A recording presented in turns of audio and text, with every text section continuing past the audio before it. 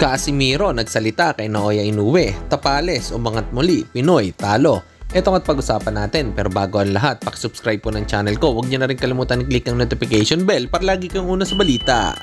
Laban ang aasahan, balita sa mga pambato na isasalang, pasabog na video, lahat yan nandito. Minyo Cruz TV ang iyong paborito. Pag-usapan nga po natin mga kaboxing, 4 na Pinoy boxer natin ang nakapasok sa WBA Minimum Weight Rankings na inilabas ngayong araw. Number 5 spot nga po dito ay si Vic Saludar. Number 10 spot si Rene Mark Cuarto. Number 12 spot si Arar Andales.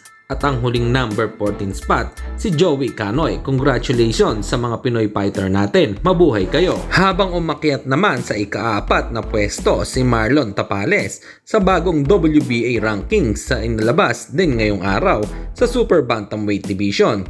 Si Marlon Tapales ay naging unified WBA and IBF champion noong nakaraang taon matapos nitong talunin si Murodjon Akhmadaliev.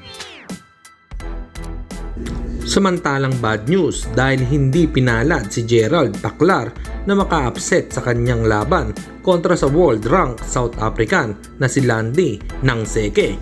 Matapos itigil ang laban sa 3rd round pabor sa South African bounce back champ Gerald Paclar. She caught him on that cut eye. Left uppercut. Yeah, that's it. Left uppercut in his right eye, and let's see if we can see that uppercut. There's the left hook, there's a straight right, left uppercut. Caught a kind of, I think he caught. At sa kabilang balita naman tayo mga kaboxing, sa live nga po ni 3 Division World Champion Janrel Cuadras Casimiro ay may nagtanong nga po dito kung kailan daw babasagin ang mukha ni Japanese Monster Naoya Inoue. Ang sagot nga po dito ni Casimiro ay malapit na.